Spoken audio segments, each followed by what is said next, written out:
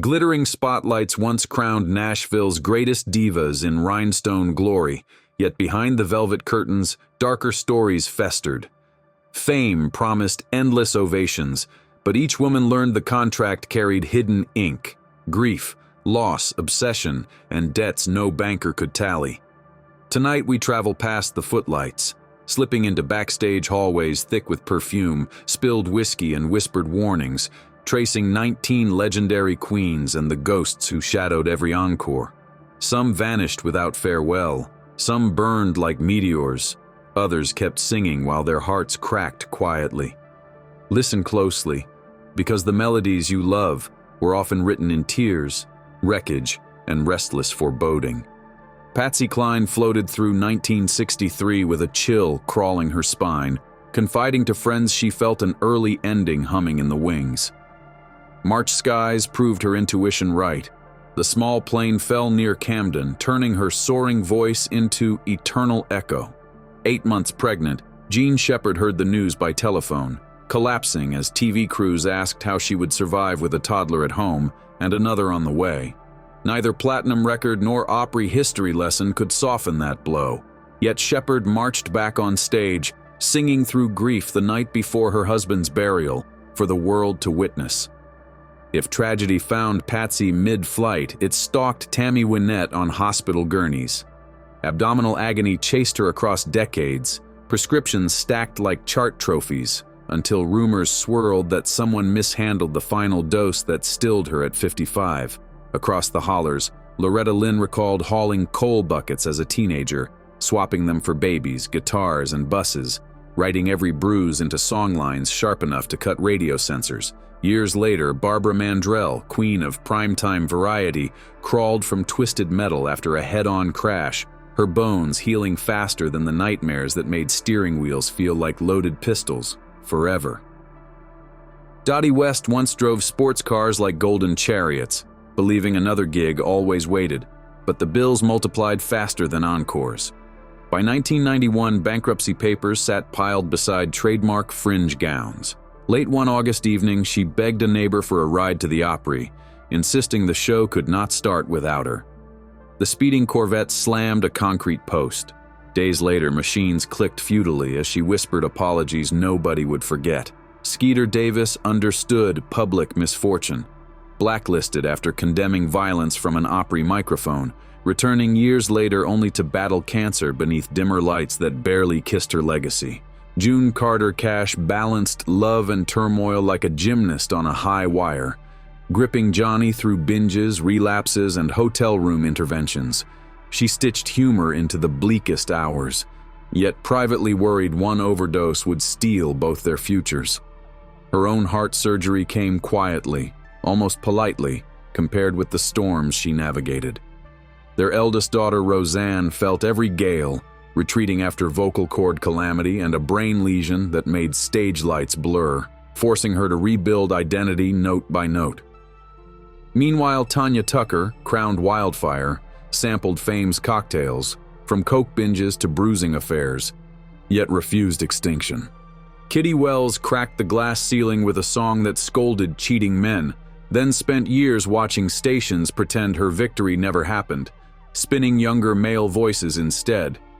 She toured dusty fairgrounds without complaint, certain that every girl clutching a transistor radio would remember who showed them it could be done. Brenda Lee, small as a stage microphone, bankrolled her family at 13, glittering beside Elvis in Vegas while accountants sliced enormous cuts she barely understood. By the time Lynn Anderson tried outrunning paparazzi during a drunken chase, tabloids smeared mugshots over whatever rose gardens remained for stunned viewers. Lori Morgan learned sorrow early. When husband Keith Whitley's drinking claimed him, TV crews camped outside her driveway, counting tears like chart positions. Years later, she held another spouse as his heart faltered, fielding hecklers accusing her of loving tragedy more than music, an insult she answered with ballads bigger than gossip. Jan Howard buried one son from Vietnam combat and another after a self-inflicted end, then faced down every curtain call singing kept memory alive. Connie Smith, hailed as a rival to Patsy, stepped aside deliberately, choosing therapy sessions and church pews over spotlights too bright for fragile nerves. Bobby Gentry cashed royalty checks wider than Mississippi horizons, then vanished, leaving promoters grasping empty notebooks.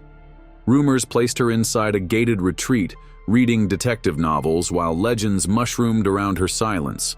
Mindy McCready sprinted the opposite path, airing every wound on cable panels. Courtroom clashes, custody standoffs, desperate pleas the mainstream ignored.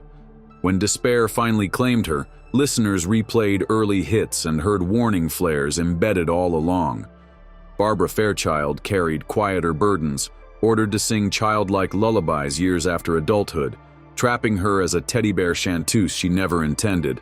Her voice haunted late-night truck-stop jukeboxes nationwide for years. Behind every chart-topping single lurked accountants sharpening pencils.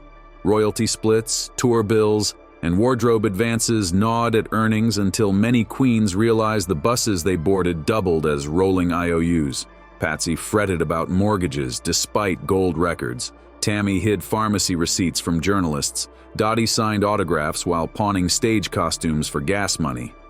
The Opry's neon facade masked a ledger stained by imbalance, where male headliners commanded higher guarantees and radio playlists skewed accordingly. Every contract meeting reminded these women that success could vanish the moment a program director flipped a switch, and failure always traveled first class back home. Addiction slithered through backstage corridors like a stagehand nobody fired. Painkillers started as relief for Tammy's abdominal surgeries, then tightened invisible chains she never escaped. Loretta's husband Dew poured moonshine into long drives between coal country and Los Angeles, expecting her to match every swallow. Tanya chased adrenaline with coke, convinced bright lights demanded brighter chemicals, while Mindy alternated pharmaceuticals hoping to silence tabloid echoes. June Carter Cash counted orange bottles after each tour, desperate to keep Johnny breathing every endless, restless southern night alone. Years later, she confessed the monitoring felt like loving a hurricane with your bare hands. Mental health, though screamed by lyrics, stayed whispered in boardrooms. Connie Smith's depression was misdiagnosed as stubbornness. Executives suggested brighter wardrobe colors rather than therapy. Brenda Lee suffered panic attacks in hotel elevators, yet management insisted she smile wider for Japanese television. Roseanne Cash hid migraine-induced vertigo behind oversized sunglasses, fearing promoters would replace her mid-tour. When Skeeter Davis spoke against injustice, the Opry banned her voice, proving the institution preferred silence over uncomfortable truth. So the women learned to pack bravery between sequined gowns, pretending every encore cured the shadows, whispering just off stage, even when the roar felt hollow. Car crashes marked careers as cruel exclamation points. Barbara Mandrell left home on an ordinary afternoon and awoke to headlights stitched inside nightmares, her recovery filmed by curious fans outside hospital glass. Dottie West's fatal ride began with generosity. She didn't want her neighbor missing the Opry energy, yet speed outpaced good intentions. Patsy's plane tragedy often eclipsed lesser-known wrecks that maimed tour managers and steel guitar players, forming a silent fraternity of survivors who still flinched at turbulence. Gene Shepard, driving alone at night, sometimes pulled over when engines sputtered, remembering the sudden quiet after metal first folded around Hawkshaw Hawkins forever. Industry sexism played whack-a-mole with aspirations. Kitty Wells proved women sold records. Labels responded by limiting budgets. Tammy Wynette wrote about independence. Radio programmers countered with polls insisting female voices must alternate with men to avoid listener fatigue. When Lynn Anderson requested artistic control, executives cited test markets like Scripture. Gene Shepard once quipped that management treated her as a novelty between cigarette commercials, and the joke landed because it was true. Despite obstacles, these queens kept forging paths. Even as they watched younger male counterparts rocket ahead on roads their own hits had first paved, stacked with corporate stoplights. Motherhood complicated every tour itinerary. Loretta Lynn cradled newborns in honky-tonk dressing rooms, heating formula on coffee makers before walking on stage. Patsy Cline mailed lullaby tapes to her children from radio stations, promising she'd be home by summer. Summer seldom cooperated. Barbara Fairchild worried the industry's childlike branding would confuse real family plans, delaying pregnancy until fans moved on. Lori Morgan shielded toddlers from funeral photographs, whispering explanations too heavy for bedtime. Even Rosanne Cash, daughter of royalty, struggled balancing rehearsals with parent-teacher meetings, writing essays about inherited spotlight anxiety for magazines that preferred gossip paragraphs over honest therapy sessions. Friendship threaded through rivalry like embroidery floss on satin stages. When Tammy Wynette's tour bus broke down, Loretta Lynn dispatched her own driver with tools. Tanya Tucker, years younger, sat cross-legged at Brenda Lee's feet for advice about agents, then later joked she'd steal Brenda's encore slot if given the chance. During Patsy's memorial, Kitty Wells held Gene Shepard's trembling hands, ignoring lingering rumors that they competed for the same radio slots. Backstage politics could be ruthless, yet in dressing rooms the queens swapped recipes, childcare tips, and hushed admissions of exhaustion no publicist dared circulate in the trade papers. Image management functioned like invisible corsetry. Record sleeves airbrushed bruises, slimming waistlines and erasing hospital bracelets. Interview scripts warned performers never to mention exhaustion, chronic pain, or marriages on fire. Tammy Wynette was told the phrase, "Stand by your man," must remain unwavering, even during divorces. Barbara Mandrell skipped discussing PTSD because the label feared ticket refunds. Publicists taught Brenda Lee to answer ageist questions with graceful chuckles, while Tanya Tucker's managers leveraged her rebellious aura but trimmed any mention of therapy. Truth hid behind press release lace, peeking out only during live mic mishaps or accidental diary leaks to tabloids. Fans processed tragedy through turntable rituals. After Patsy's crash, her single Sweet Dreams spun non-stop, listeners claiming they could hear prophetic dread between syllables. Tammy's hospitalizations triggered candlelight vigils outside the Opry barn, strangers harmonizing hymns until sunrise.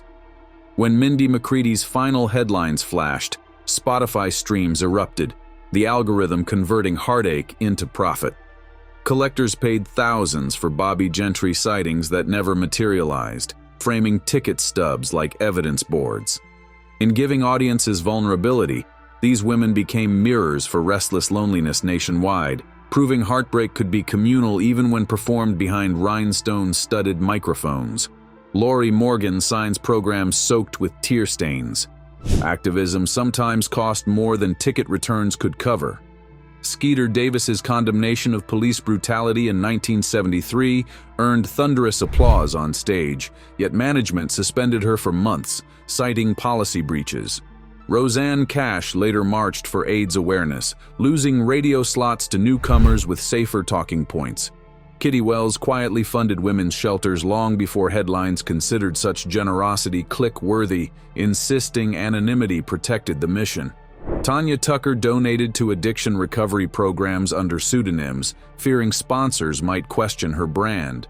These queens understood influence meant responsibility, wielding stardom like a double-edged mandolin able to comfort or cut, depending on hands holding it. Technology redrafted legacy ledgers without asking permission.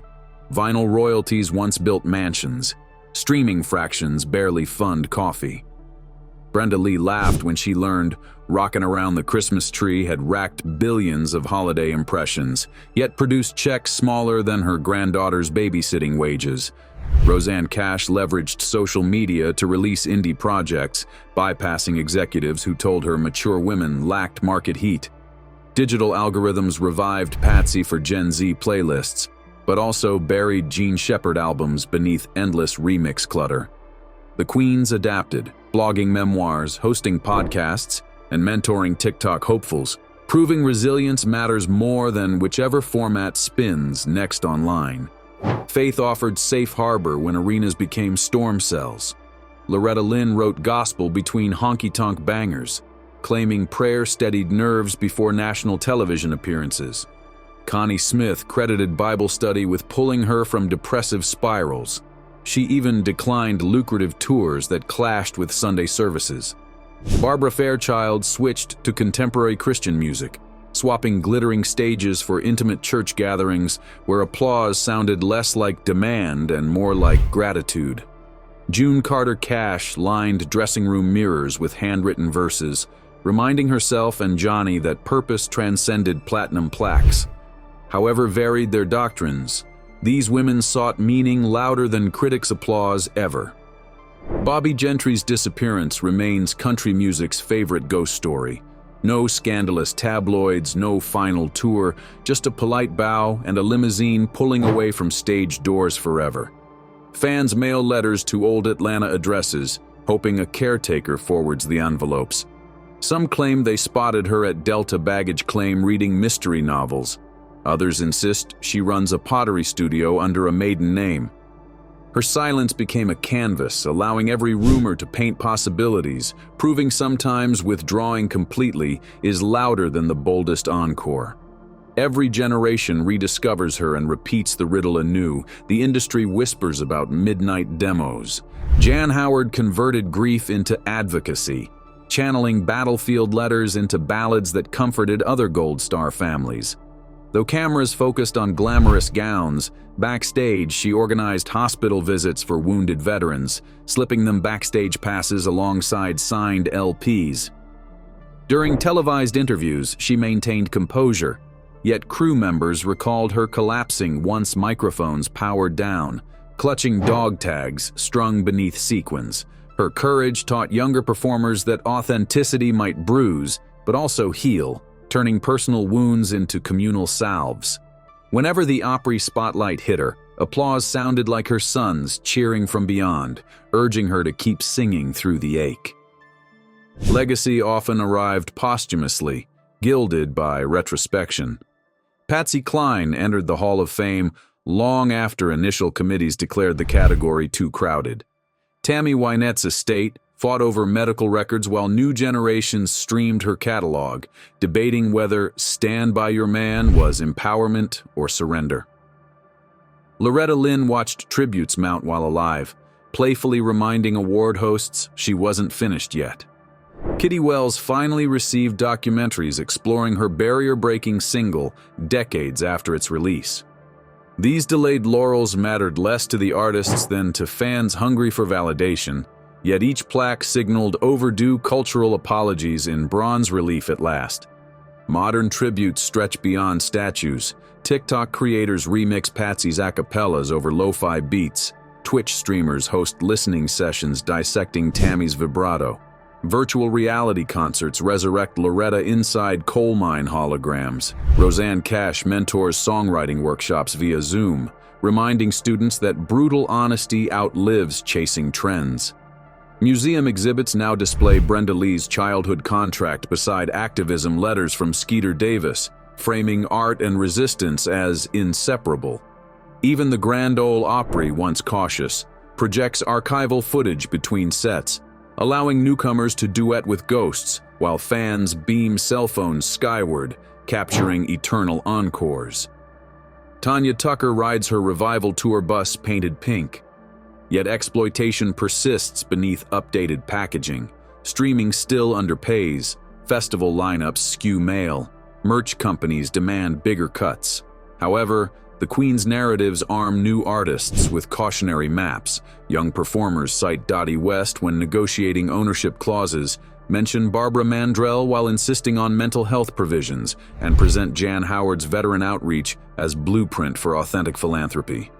Record labels may resist, but social media amplifies backlash instantly, forcing conversations earlier generations fought alone. The industry has not transformed overnight, yet every contract signed under fluorescent conference lights now carries 19 ghostly signatures, glaring from the margins, warning of history repeating.